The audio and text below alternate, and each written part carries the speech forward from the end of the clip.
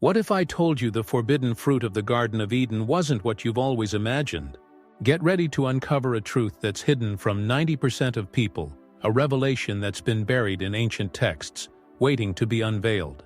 Welcome to our channel where we go beyond the surface of biblical stories to explore the profound secrets, hidden meanings, and astonishing insights that redefine what you thought you knew. If you're as intrigued by history and mystery as we are, hit that subscribe button, because what we're about to reveal will blow your mind. Let's dive in. Today, we're journeying deep into the Garden of Eden to discover what the forbidden fruit really was. Was it an apple, as countless traditions have suggested? Could it symbolize something deeper, like forbidden knowledge or even an act? And what does the Book of Enoch, a text that offers unparalleled insight into the spiritual realms, tell us about the true nature of this fruit? By the end of this video, you'll see the forbidden fruit in an entirely new light. Stick with me because this is going to be a wild ride through history, theology, and ancient wisdom. Let's start by revisiting the classic tale of Adam, Eve, and the serpent. For context, the Bible describes Eve as the first woman, created from Adam's rib to be his companion. The story unfolds in Genesis, where God places Adam and Eve in the lush Garden of Eden and gives them a single rule: of every tree of the garden thou mayest freely eat, but of the tree of the knowledge of good and evil thou shalt not eat of it, for in the day that thou eatest thereof thou shalt surely die. Simple, right? Yet humanity's first couple didn't last long before breaking that single rule. Enter the serpent, the cunning, mysterious creature who tempted Eve to eat the forbidden fruit. But here's where the story takes a turn. While most people associate the serpent with Lucifer, the Book of Enoch sheds new light on this figure. According to Enoch, the serpent was actually Gadriel, one of the fallen angels who rebelled against God.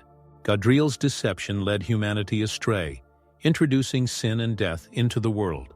Let's pause for a moment. If Gadriel, not Lucifer, was the deceiver, what does this mean for the forbidden fruit itself? To answer this question, we need to dive into the rich descriptions provided by the Book of Enoch.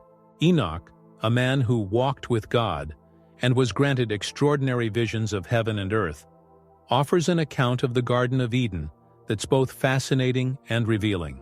In his writings, Enoch describes being taken to a lush, otherworldly paradise filled with aromatic trees, flowing waters, and dazzling landscapes. Among the many trees in this celestial garden, Enoch encounters the tree of wisdom. Here's how he describes it. The tree is in height like the fir, and its leaves are like those of the carob tree. Its fruit is like clusters of the vine, very beautiful, and the fragrance of the tree penetrates afar. Does that description sound familiar? Enoch's account suggests that the fruit of the tree of knowledge resembles grapes. Think about it. Clusters of vines, a striking aroma, and an appearance so alluring that it captured Eve's attention. But why grapes? Let's unpack the symbolism. Throughout the Bible, grapes and vineyards appear as powerful symbols of abundance, fertility, and divine favor. In the New Testament, Jesus refers to himself as the true vine, emphasizing spiritual connection and growth. Grapes also symbolize judgment and consequence, as seen in Revelation, where they represent the harvest of the earth and the winepress of God's wrath. Could the choice of grapes as the forbidden fruit reflect the duality of knowledge, its power to bless or curse, to enlighten or corrupt? Now you might be asking, why have I always heard that the forbidden fruit was an apple? Great question. The association between the forbidden fruit and the apple can be traced back to linguistic and cultural factors. In Latin, the word for apple, malum, is nearly identical to the word for evil, malum. This linguistic overlap likely influenced early Christian interpretations.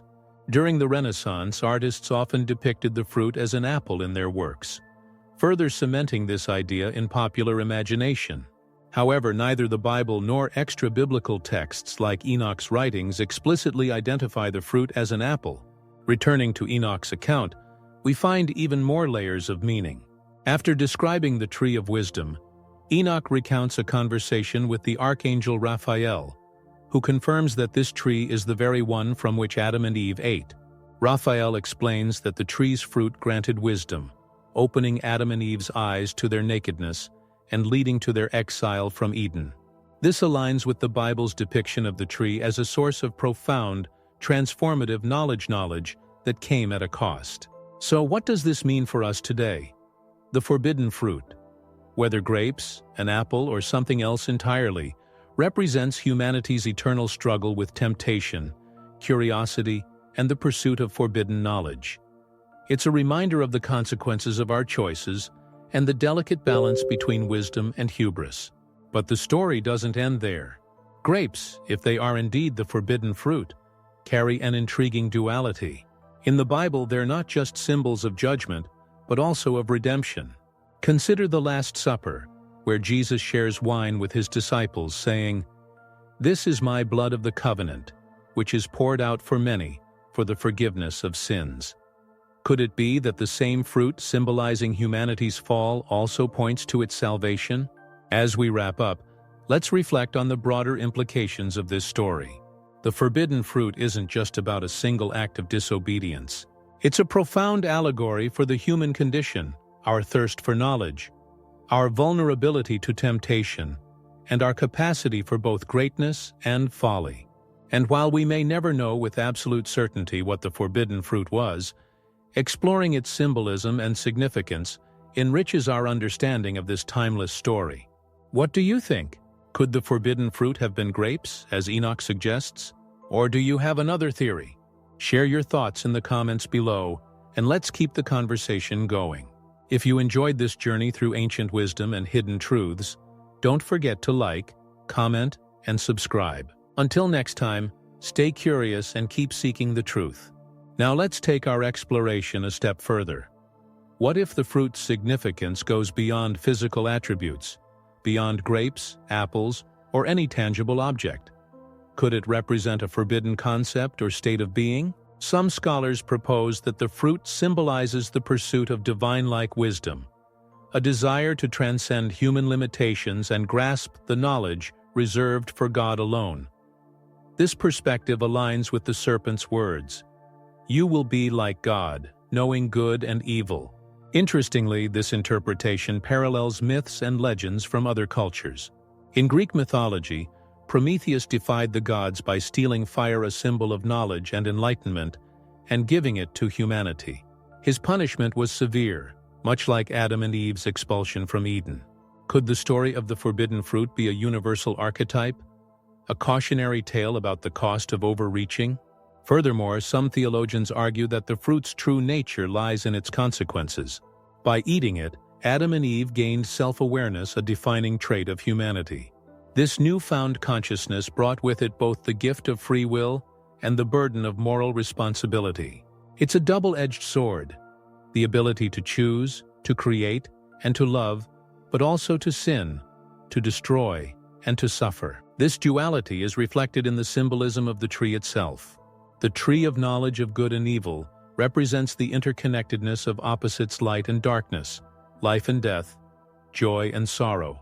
In choosing to eat its fruit, Adam and Eve set humanity on a path of discovery, growth, and redemption. While their choice led to exile, it also laid the groundwork for the human journey toward understanding and reconciliation with God. As we ponder these ideas, one question lingers. Was the fall of humanity truly a fall, or was it a step toward something greater? Perhaps the story of Eden isn't just about loss, but about potential. The potential to learn, to grow, and to seek the divine in our own flawed, beautiful way. Let us know your thoughts on this perspective. And if you're intrigued by these deeper layers of meaning, stay tuned, we have plenty more to explore. From ancient texts to modern interpretations, the mysteries of the Garden of Eden continue to inspire and challenge us. Thank you for being part of this journey. Until next time, stay curious and keep seeking the truth.